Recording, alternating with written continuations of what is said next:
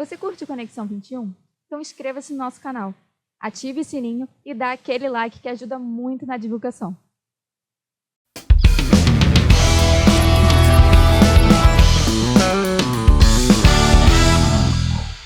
Conexão 21 com um convidado muito especial. Van Dijk da Humaitá Digital vai dar uma aula sobre educação. Vale muito a pena conferir.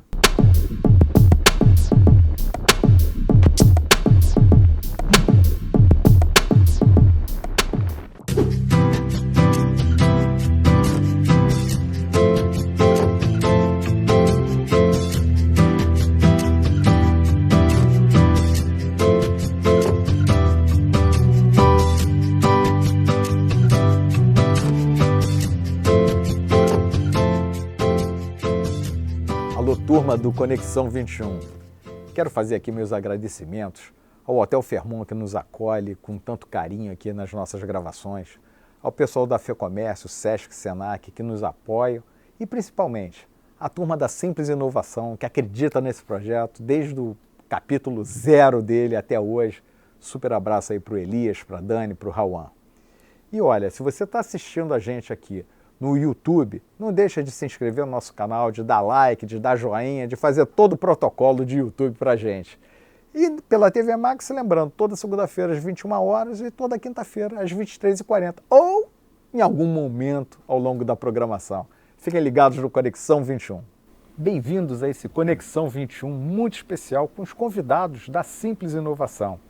E hoje aqui com a gente, batendo um papo, Van Dijk da Humaitá Digital. Olha, gente, a conversa é tão fluida, tão boa, que eu só vou passar a bola para ele aqui, ele segue em frente com vocês aí. Van Dijk, super obrigado por ter aceitado aqui o convite, estar aqui prestigiando o Conexão 21 com a gente. Prazer enorme, muito obrigado pelo convite, um orgulho estar aqui com vocês na Conexão 21. E olha, quero só falar uma coisa para vocês. A culpa do Rauan é dele, que foi aluno dele, tá? Então, assim, então, tudo do Rauan está na conta dele. Brincadeiras à parte, Rauan, um amigo querido aí, super fera. Van Dijk, conta um pouquinho pra gente da sua trajetória. Bom, eu comecei a minha carreira no mercado financeiro e por uma questão do destino eu fui parar no mundo de educação. Eu cresci nos Estados Unidos e quando eu voltei para o Brasil no ano 2000, depois que a gente quebrou o mundo na crise.com, todo mundo foi demitido. Todo mundo voltou para casa. Todo mundo voltou para casa e quando eu estava aqui, eu acabei entrando no mundo da educação no IBMEC. O IBMEC tinha acabado de ser fundado, sido privatizado, Paulo Guedes, aquela coisa. Entrei para esse time fantástico e nós fizemos um trabalho que eu digo assim, primoroso. Aí eu trabalhei em grandes empresas do mundo inteiro, banco de investimento, empresa de consultoria, mas nada foi tão virtuoso como aquele time que começou com o Paulo Guedes, depois veio o Cláudio Haddad, e a gente criou uma escola de nível internacional no Brasil, focada em negócios, finanças, e aí a gente expandiu para o mundo de engenharia, as relações internacionais, direito, e sempre com aquele rigor que a gente acreditava faltar no Brasil, que é a questão analítica, né? Usando dados. Não é porque eu sou um cientista político em relações internacionais que eu não vou usar a teoria dos jogos e não vou usar dados. Não é porque eu sou um advogado que eu não vou usar dados. Quer dizer, então o IBMEC inovou muito com isso, transformando esse horizonte do mercado de negócios para ser abrangente dessa questão de a gente começou com aquele negócio do Big Data quando a gente introduziu econometria para aluno até de direito, né? Então começou essa capacidade de usar, manipular dados e fazer inferências, né, que é muito importante. O que vai acontecer? Né? Estimar coisas. Né? E até então isso era muito restrito em algumas poucas escolas de economia, mas praticamente inexistente no mundo de administração, direito, relações internacionais, etc. Uma visão objetiva, concreta das coisas. Quando você foge do eu acho, as coisas ficam bem mais claras e fáceis de serem entendidas, né? Claro. E você, obviamente, para você inferenciar alguma coisa, você tem que ter premissa. Então você tem que combinar com os alemães, com os russos, com os russos, com os suecos, com os brasileiros. Falar, olha, essas são as minhas premissas. Então fica muito fácil de fazer um juízo de valor se você usou premissas hercúleas, se você usou premissas que estão trazendo a brasa para o lado da sua sardinha, a sua sardinha... Tendenciosa. Obviamente. Então a gente inovou muito nisso. E com esse processo, eu trabalhei em algumas grandes empresas e liderei algumas grandes empresas, fui presidente do IBMEC, muito orgulho disso. E eu acabei indo para Londres, tocar o projeto da Duke Corporate Education. A Duke Corporate Education é o braço com fins lucrativos da Duke University, que no Brasil não é muito conhecida, mas é uma das grandes universidades do mundo, e para e passo com Harvard, Stanford, as grandes do mundo. E eles montaram um braço que seria algo entre uma empresa de consultoria e uma empresa de educação corporativa, que sempre foi ranqueada pelo Financial Times como a número 1 do mundo. Legal. E eu fui lá tocar em Londres, mas a expansão de Europa, Oriente Médio, Ásia, né? Essa expansão. E, meu caro, eu fui trabalhar no Cazaquistão, eu trabalhei em lugares que você não tem ideia onde eu fui parar. Trabalhar no Oriente Médio... Tem um passaporte bem recheado, né? Bem carimbado. Foi uma experiência muito legal. Voltei para o Brasil, voltei para o IBMEC de novo, que sempre foi minha casa. O IBMEC andou, o processo chegou muito perto de quebrar. Voltamos, fizeram o turnaround foi muito rápido, virtuoso. Aí a gente abriu Barra da Tijuca aqui na boca da Barra, né? E todo mundo dizia pra gente que IBMEC, negócios, finanças, economia, não tem condição de vocês abrirem o negócio de engenharia da produção. Pô, foi um sucesso aquilo ali. E foi nessa toada. Aí houve vamos dizer assim, foi um desentendimento, mas foi uma questão de estratégia. Eu queria que o IBMEC voltasse para São Paulo, o board e principalmente o Cláudio Haddad, que também era o presidente fundador do INSPER, talvez um dos maiores filântropos brasileiros, uma pessoa que é idônea, competente, mas ele não queria que eu voltasse para São Paulo com o IBMEC, mas ele era o controlador. E foi aí que eu tentei fazer um negócio que a gente chama de management buyout, né? Saiu eu e o CEO, o CFO e alguns membros do nosso time de gestão. Nós fomos buscar funding, encontramos um fundo alemão que nos daria, né, para comprar o IBMEC cerca de 400 milhões de reais na época, era 280 e poucos milhões de dólares, isso em 2013. Esse negócio acabou não indo para frente. E eu resolvi que era hora de fazer outra coisa em outro lugar. Aí eu voltei para a Europa e fui tocar um projeto que talvez, um projeto que abriu muito a minha mente. Foi um projeto junto com o Financial Times, talvez o mais responsável, independente, respeitado, né? Grupo de mídia e negócios do mundo. Tá? Esse pessoal é incrível. Eu estou falando porque não é só o jornal. Existe uma plataforma digital de suporte à decisão. É todo um grupo ali, né? São 16 empresas. E eu fui montar e desenvolver uma dessas 16 empresas focado em educação corporativa para 5.000 maiores empresas do mundo, em parceria com o IE Business School, que é uma escola em Madrid, entre as 10 melhores do mundo em administração, no MBA, no ranking do próprio Financial Times. E nós criamos uma plataforma onde a gente trazia o material que naquela época eram 120 anos de Financial Times, digitalizado, passado por uma curadoria para entregar questões tanto de indústrias, né, números, verticais, né?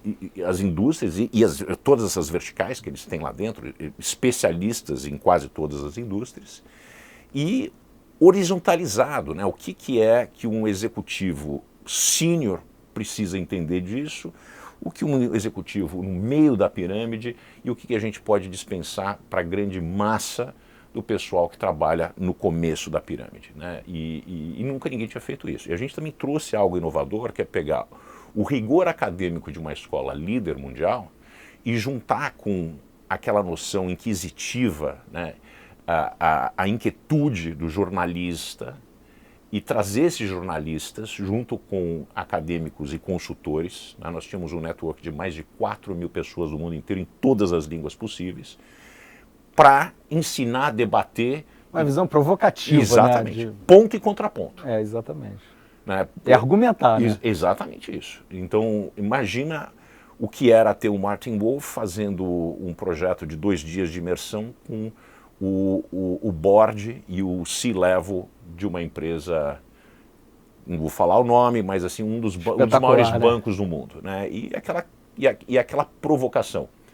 Se vocês fizerem isso que vocês estão planejando fazer, como é que eu, na minha coluna de sábado, provocado pela estratégia de vocês, colocaria isso no ar para o público? Que escrutínio o público vai ter dessa decisão? Porque essas decisões, elas têm que ser pautadas na questão do capitalismo, mas o capitalismo tem um pilar central que muitas vezes é ignorado, que é um imperativo moral e cívico. Quando a gente volta para Adam Smith... Tem que ter um balizador, exatamente, né? Uma linha de condução que... E ela é moral, existe um imperativo moral. E muitas vezes a gente cai nessa... Não, eu vou fazer tudo que eu quero. Não é assim. Não é assim, é. Então, quando a gente debatia essas temáticas mais complicadas, a pergunta é o seguinte: isso é legal? Legal. Então, podemos fazer, ninguém vai preso. É ético? É moral? Se a gente publicar na primeira página do Financial Times, o que acontece com a sua ação? Porque a gente tem capacidade de montar e desmontar a sua empresa. Como é que o mundo vai reagir? Como é que vai ser encarado isso? Exatamente. Né? Então isso é um poder muito grande de ensinar, ao mesmo tempo, trazer o juízo de valor, a questão crítica a si mesmo. Né? Não é tudo para todo mundo ao mesmo tempo, de uma maneira atabalhoada. Existem restrições desse imperativo moral. Eu sou um capitalista, um liberal ferrenho, mas eu vejo que no centro do capitalismo existe um imperativo moral. Você tem que ter um balizador. Exatamente. Nisso daí. E é aquela coisa, tratar os diferentes de forma diferente. Absoluto. Claro, é isso mesmo. Então, esse foi um projeto muito legal. Eu fui para lá, isso ficou 2013 até 2019. Aí eu voltei para o Brasil para fazer um projeto que, de novo, um grande desafio. A Trevisan Escola de Negócios São Paulo, tinha até aqui no Rio, em Ribeirão Bonito, lá em São Paulo. Mas a Trevisan, ela nasceu dentro da maior empresa de auditoria e consultoria brasileira. Uma empresa fantástica que depois foi comprada pela KPMG. Né? E dentro das operações da empresa de consultoria e auditoria, tinha uma escola de negócios que em São Paulo, por um tempo, concorreu com o IBMEC São Paulo. Quando a gente fazia aquela enquete para a moçada que estava fazendo vestibular, onde mais você está fazendo vestibular? A Trevisan. Uma escola inovadora, começou com tecnologia, lousas digitais, que o cara escrevia, saía no notebook da galera. Quer dizer, uma escola que interessava para a gente. O Paulo Guedes, naquela época, tinha uma ideia de criar um negócio que era, eu chamava da LVMH de educação, que era o IBMEC, como a Louis Vuitton, no centro. E existem cerca de 9 faculdades/universidades de elite privadas compráveis no Brasil. E a ideia era comprar essas, ou o maior número dessas, usar o IBMEC como um trampolim nisso aí, ter uma mesma gestão, centro de serviços compartilhados, centro de compra, uma série de atividades. Racionalizar a operação. Exatamente. E deixar eles tocar com as marcas que tiverem. E tocar dessa maneira, né? Eu comprei esse sonho do Paulo e virou meu sonho. Né? Eu tentei fazer isso mais tarde, quando eu tentei comprar o IBMEC em 2013. A ideia era fazer exatamente isso. Infelizmente não deu certo, mas outras coisas vêm. A gente tem que aprender do nosso insucesso também. É muito importante. Talvez eu tenha apressado as coisas. Né? Talvez não era o momento, talvez. Né? Não era o momento. Talvez eu não tenha comunicado da maneira correta com o Cláudio Haddad. Uma série de pontos. Eu hoje sou amigo do Cláudio, acho uma pessoa fantástica, gosto da relação com ele, sempre aprendo muito com ele. Mas naquela época isso aí apareceu. Eu queria voltar para São Paulo, não podia voltar para São Paulo, um pouco de juventude e esse ímpeto, e eu fui para cima. Não acabou bem. Né? Não acabou bem, mas no final das contas nós vendemos o IBMEC, todo mundo ganhou muito dinheiro, mas alguns anos depois, 3 anos depois, e aí eu já estava na Europa de novo, tocando esse projeto com o Financial, mas esse era um projeto global. A gente fez esse projeto realmente global. Voltando para a Trevisan, quando eu cheguei na Trevisan, a Trevisan era uma daquelas que a gente gostaria de comprar. Tentamos comprar em 2003, 2004, não deu certo. E eu tinha uma tese que não ia dar certo, porque a escola, sem a operação da consultoria, não ficava de pé. E o EBITDA era negativo. Mas não tinha jeito de evidenciar isso. Então, nas conversas, acabou não indo para frente. Quando eu chego, já em 2019, a empresa tinha sido vendida, tinha a escola sozinha, a escola fazia água, né? Estava perdendo muito dinheiro e virou uma ínfima parte do que ela era. Ela estava quebrada mesmo, uma situação terrível, muito ruim. Perdeu o rigor acadêmico, perdeu o reconhecimento, saiu de todas as áreas que fazia bem e ficou só em contabilidade, né?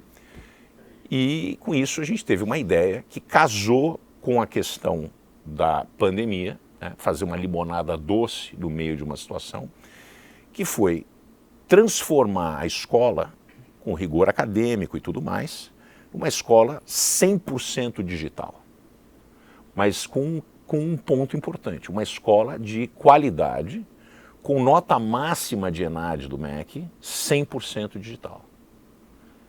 E Mega desafio. E transformar, porque na época tinha 3 mil alunos, como é que eu convenço esses 3 mil alunos que quando acabar a pandemia não tem mais esse campus bonito? Vai ser 100% digital. Bom, nós tivemos 15 pessoas que desistiram.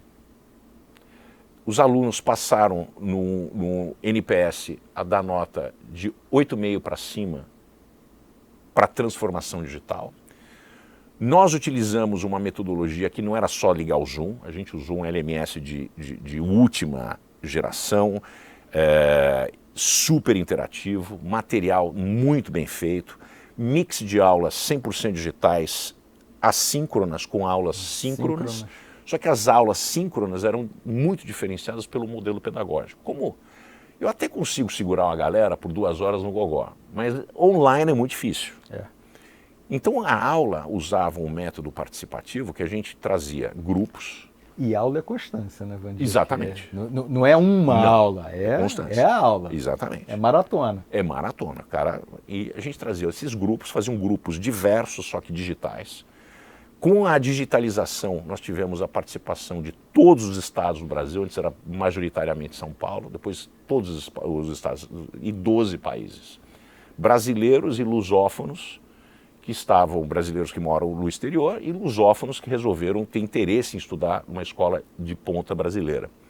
E foi um negócio muito legal. E esses grupos que a gente montava eram predicados no descobrimento. A gente dava um desafio, esses grupos confabulavam, eles apresentavam ao vivo na disciplina o resultado. O professor avaliava, existia praticamente um mercado de ideias dentro da sala de aula, digital, que os grupos competiam um contra o outro para ver quem trazia a ideia mais próxima da realidade. Aí o professor dava a teoria. E a gente via quem chegou mais perto. Quer dizer, isso engajava o aluno, muito diferentemente do que aconteceu na pandemia, que as pessoas simplesmente ligavam o Zoom e achavam que aquilo era educação. É uma televisão. Não, isso não é educação. E tem que existir um processo. A tecnologia é apenas um meio. Não importa a melhor tecnologia se você não tem a pedagogia apropriada. Então, é uma ferramenta. É uma ferramenta. É uma ferramenta. Então, isso deu muito certo. Eu saí da Trevisan em 2022 e aí viemos fazer um projeto, que é esse projeto da Humaitá Digital. Então, vocês precisam já entender que eu sou um cara que era descrente de educação online, não queria fazer no IBMEC, fui convencido e virei um cristão novo, convertido 100% no negócio. Para mim, a educação digital, ela é melhor, ela é superior à digital, à presencial, quando bem feita, que é um dos maiores problemas no Brasil, porque ela é sempre muito mal feita, salvo as exceções, raras exceções. Bom, o Humaitá Digital nasceu de uma ideia através de uma parceria entre o Colégio Andrius, aqui do Rio de Janeiro, tradicional Colégio Andrius, centenário, o fundo de investimento Opus, e eu entrei nesse negócio, fui convidado para participar, Porque nós encontramos uma lacuna gigante no Brasil.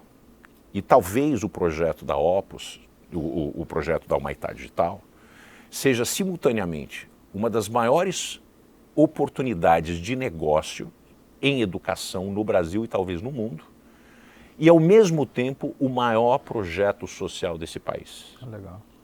Quer dizer, é impacto puro. Por que eu digo isso? No Brasil, 53% dos adultos não têm ensino médio. A média da OCDE é 80%. Nós estimamos cerca de 90 milhões de pessoas, uma Alemanha inteira, que não tem a qualificação mínima para fazer qualquer tipo de atividade. 90 milhões de pessoas. É muita gente. É muita gente. Quando a gente olha e a gente tenta entender, e agora eu uso o meu lado economista, buscando entender a realidade, o Brasil é um país que nos últimos 40 anos cresceu 1,5%, enquanto o mundo cresceu 3% e os emergentes 6%. A gente está ficando para trás. Mas qual é o maior problema do Brasil? O maior problema do Brasil é a baixa produtividade. E a produtividade ela é dividida nos 3 fatores de produção, né? Terra, capital e trabalho. O capital é bastante produtivo no Brasil. Quando a gente investe ele, por exemplo, no agro, ele acontece. Quando a gente investe ele em uma série de outras indústrias, transformando ele em tecnologia, ele acontece.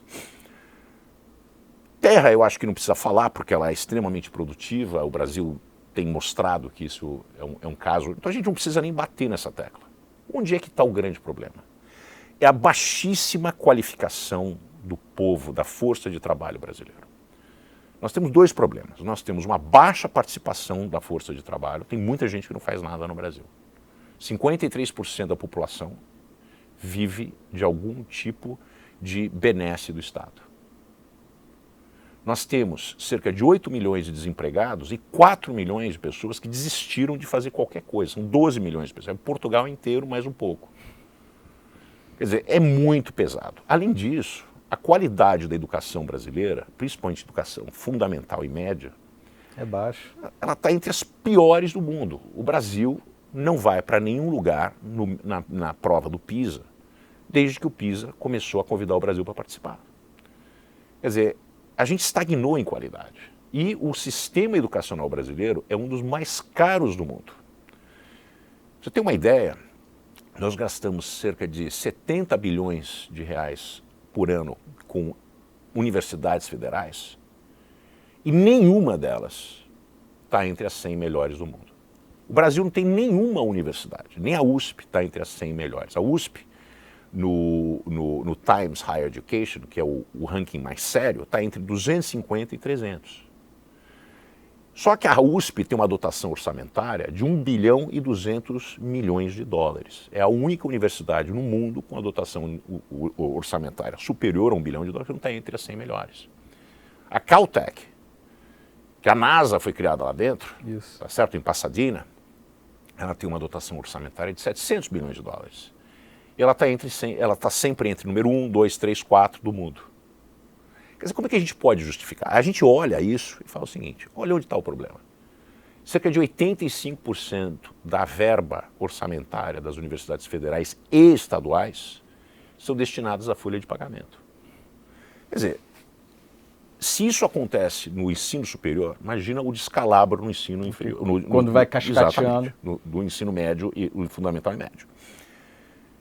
O ensino médio no Brasil, a gente gasta, médio e fundamental, cerca de 3.500 dólares por ano por aluno. O mundo civilizado, o OCDE, gasta 8 mil. No nível universitário, nós gastamos quase 16 mil dólares por ano, que é em linha com aquilo que acontece em outros lugares do mundo, que são países avançados. Quando a gente olha isso, a gente vê claramente que um dos maiores concentradores de renda é o acesso à universidade através de escolas de qualidade, fundamental e médio, que dá acesso a escolas gratuitas para elites que pagaram para estudar em colégios privados. Então isso é um dos maiores concentradores de renda e isso é algo inaceitável. Isso é uma distorção louca, distorção total. É o pobre financiando o rico. Então o Humaitá chega aqui com a seguinte proposta. nós somos 100% digital, nós queremos atacar o problema da falta de conclusão do ensino médio. O ensino médio é o pulo para a classe média. Todos os países avançados têm uma proporção majoritária dos cidadãos com ensino médio. Não é o ensino superior. O ensino médio é a porta de entrada para a classe média. E país rico não é um país de gente bilionária. Um país rico é um país de classe média. Pode ver os Estados Unidos, pode ver a Alemanha, pode ver a França. Então, tendo isso em mente, a gente montou uma plataforma digital de última geração, munida de inteligência artificial, com material desenvolvido para adultos que precisam terminar o ensino médio e se profissionalizarem. Por quê?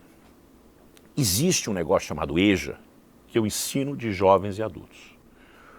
Quando eu e você estávamos no colegial, isso se chamava o supletivo. Exatamente. Foi Mobral, Madureza, teve todos esses nomes. Só que o Mobral, Madureza, o supletivo, hoje, EJA, talvez seja a válvula de escape para o treinamento e o retreinamento dessa população de 90 milhões de pessoas que não tem qualificação alguma. Oportunidade para qualificar essa turma, né? E outra coisa... E reinserir eles. Não, é importantíssimo. Uma pessoa que termina o ensino médio, em média, ganha 39% a mais, mas 39% a mais de renda vitalícia. Ele sai de um patamar de renda e entra num outro patamar de renda. Isso é necessário para você conseguir tirar, inclusive, essa família, não é só o indivíduo, da pobreza. Então isso é uma das maneiras mais produtivas e baratas de elevar a população da pobreza. Não é só dando dinheiro. Eu sou totalmente a favor de Bolsa Família, mas eu acho que o Bolsa Família é errado. A gente tem que ter uma porta de entrada, só que ela tem que ser giratória. A gente tem que expelir a pessoa para fora com competências, capacidades para poder sobreviver e ir além da sobrevivência, para poder se realizar como ser humano. Não, sem dúvida nenhuma. O cara tem que ter um contraponto, tem que ter uma contrapartida nisso daí, daquilo ali ajudar naquele momento e ele poder seguir em frente. Certamente, certamente. Então, no Brasil a gente faz as coisas pela metade. Um dos maiores... Aí gera um assistencialismo maluco. Né? Um negócio absurdo. Então, quando a gente traz aí o Humaitá para dentro disso, a gente endereça o problema dessa população que não tem qualificação, e a gente pode qualificá-la, porque no processo de obter o ensino médio, ela vai fazer a prova do Enseja, que é uma prova de equivalência, a gente é 100% digital o programa da Humaitá, é interativo, com aulas que a gente chama de Learning Bites, aulas de 10 minutos, aí tem uma série de atividades interativas, de vídeos, etc. A gente tomou cuidado até de usar drones para poder filmar regiões, para dar uma aula de geografia. Realidade aumentada para o sujeito aprender, por exemplo, a função do coração. Você vai aumentando, o coração sai na tela do seu celular, você pode entrar e fazer uma viagem mega lá qualificado. Quer dizer, o negócio é aplicado. E outra coisa, a linguagem que a gente usa. Né? O EJA, o Brasil é um país muito estranho, né? Que é o Mobral, é a nova encarnação do supletivo. É muito legal, só que ele é público, gratuito e disfuncional. Vamos falar a respeito de uma pessoa periférica que mora no Capão Redondo, em São Paulo, uma mulher negra de 37 anos de idade que trabalha como doméstica na zona sul de São Paulo. Ela tem 2 filhos, um de 9 e outro de 6. Ela não tem marido, o marido desapareceu.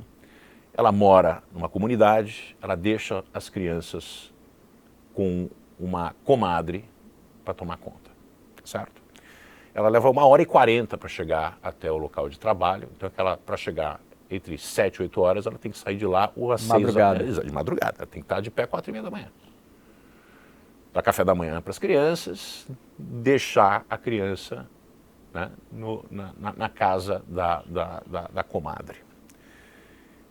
Então, essa mulher pega uma infinidade de transportes públicos e durante essa 1h40 ela não faz muita coisa. Ela dorme, porque ela está cansada, mas ela pode usar através do telefone celular dela, porque o que a gente faz tem muito pouca necessidade de banda. Ela faz um upload, um download quando chega na casa da patroa, ou seja lá onde for, e essa mulher vai aprendendo. Só que ela vai aprendendo de uma maneira interativa, e quando a gente conversa com ela, não é aquilo que acontece no EJA, que acontece presencial e após o trabalho. O EJA tradicional e que o governo dá, ou escolas particulares com benemerência provém, começa às 7 horas da noite, esse pessoal que trabalhou o dia inteiro vai para lá, gasta dinheiro com transporte, faz uma disciplina que é uma adaptação daquilo que é para criança e adolescente. Então fica assim, João e Maria... É meia bomba, o cara está super cansado, não tem como essa equação equilibrar. E pensa nisso, João e Maria, tem 25 bolinhas de gude. João ficou com 20, com quantos ficou Maria? Quer dizer, isso pode ser apropriado, e não é, para um adolescente ou uma criança. Mas não para um adulto de 37 anos, que tem 2 filhos e trabalha, porque a pessoa não se engaja com isso. Porque isso é um absurdo. Né? Não faz sentido, mas a gente trabalha de uma outra maneira. A gente vai falar que João e Maria têm uma borracharia e tem 13 boletos para pagar todo mês. E já insere ali questão de juros, para a pessoa ficar alerta de como é que o juro impacta a decisão dela tomar empréstimo, pagar atrasado ou não o boleto. Então a gente insere essa pessoa no mundo, através de uma matemática simples, mas necessária, no mundo das finanças pessoais, ao mesmo tempo que ela aprende matemática básica. Enfim, várias vias ali acontecendo ao mesmo tempo, uma educação muito ampla, né? Não é só aquela matemática de saber tabuada, assim, estou reduzindo só ao extremo, mas não é isso, é uma coisa que o cara vê, entende, porque o dia a dia dele é esse. É isso aí. E outra coisa importante é quando a gente olha, né, a pirâmide demográfica brasileira. Hoje o brasileiro médio, de acordo com o censo de 2020, tem 35 anos. A gente perdeu a janela, o boom demográfico. Nós jogamos no lixo. O Roberto Campos dizia, o Roberto Campos, avô, dizia, o Brasil não perde uma oportunidade de perder uma oportunidade. O Brasil é isso aí. Nós perdemos a oportunidade de educar maciçamente, como fizeram os países asiáticos, dos anos 80 aos anos 2000, esse montante gigantesco... Essa massa de gente, né? De jovens, transformar o país num centro de competências em tecnologia, tudo isso. A gente não fez isso. A gente optou por não fazer isso, a decisão colegiada da sociedade brasileira. Nós votamos errado, nós tomamos decisões erradas e a gente perdeu esse bonde. Cada decisão tomada errada gera uma consequência e, enfim, nos traz a isso. É isso aí. Então, a gente perdeu o boom demográfico e com a perda do boom demográfico, dessa grande janela que a gente teve, a gente também teve um outro processo que aconteceu mais rápido do que os demógrafos esperavam e nós, economistas, esperávamos também. As mulheres brasileiras passaram a ter uma taxa de natalidade que hoje é abaixo da taxa de reposição. O Brasil hoje tem uma taxa de natalidade de 1,6. Reposição é 2,1. Então a gente não tem um segundo boom demográfico e a gente está ficando velho, né? Nós estamos entrando em declínio sem ter tido um apogeu. O país está envelhecendo sem qualificação, né? E esse é um problema duplicado. Claro. Porque daqui 20 anos, quando eu tiver 70... Quem é que vai carregar isso? Quem é que vai pagar? Se a gente tem 53 milhões de dependentes do Estado. Nós não temos gente nascendo. E quem está por aqui não é qualificado para fazer muito. Então, isso é um problema seríssimo que a gente precisa endereçar. E que tem que ser resolvido. E eu não vejo ninguém falando nas propostas que eu escuto políticas, inclusive os potenciais candidatos de 2026, ninguém fala a respeito São disso. propostas muito rasas. Não, ninguém fala a respeito disso. Como eu não acredito em político, E como não acredito que nada é resolvido pelo governo, como o Milton Friedman dizia, o professor Milton Friedman dizia que o governo nunca é a solução, mas quase sempre a causa do problema. Atrapalha. É exatamente isso. E nós temos a evidência disso. Então, o que eu vejo é que a Humaitá nasceu com esse intuito, com essa visão de resolver um problema essencial no Brasil. A gente quer ganhar dinheiro com isso, mas a gente quer ganhar dinheiro com isso oferecendo para pessoas que são pessoas humildes, que têm ambição na vida, uma educação de qualidade, que, ao mesmo tempo, oferece o ensino médio e profissionaliza essa pessoa em diversas áreas, porque também não basta só ter o ensino médio. É ocupar um espaço, ocupar uma lacuna que existe aí, fazendo um bom negócio e gerando um bem para a sociedade como um todo, né, Van Dyck? Olha, pessoal, a gente está aqui conversando, esse assunto da educação é apaixonante e a gente vai embora conversando sobre isso. Um papo aqui com o Van Dyck da Humaitá Digital, assim, uma tremenda de uma ideia, uma tremenda de uma empresa, uma tremenda de uma proposta, de um objetivo aí, que a gente só pode desejar todo o sucesso do mundo, que corra tudo bem. Porque se correr tudo bem, é bom para todo mundo. Bom para todo mundo. E eu agradeço vocês aí que estão nos assistindo. Van Dyck, super obrigado por ter vindo, por ter participado. E olha só, já fica aqui até no ar o compromisso de você voltar para a gente continuar essa história, porque o papo foi maravilhoso. Quando você quiser. Eu estou sempre aqui no Rio, sou de São Paulo, mas a Humaitá, dado o nome, está aqui no Rio de Janeiro. Por causa do Andros lá no Humaitá. Tá certo, gente. Espero que vocês tenham curtido tanto quanto eu. Você já possui um e-commerce e deseja aumentar seu faturamento? Conheça a Simples Inovação, especialista em evolução de e-commerce, full-commerce e gestão de anúncios. Revolucione seu e-commerce e aumente seus resultados. Acesse simplesinovação.com e alavanque as vendas do seu e-commerce. Você vai ser o que você quer ser. Só tá faltando um sinal?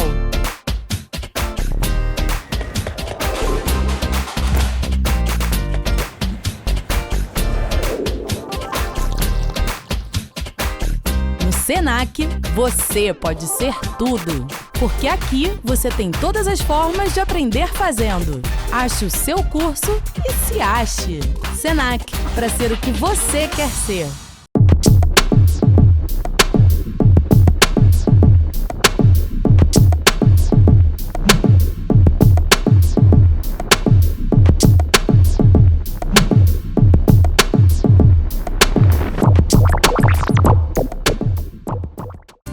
A Camélia Flores oferece os mais bonitos arranjos desde 1959. Visite nossa loja ou ligue pra gente.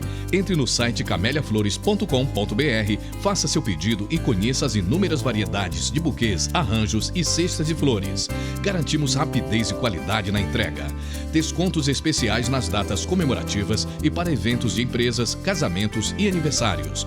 Pensou em flores? Pensou Camélia Flores.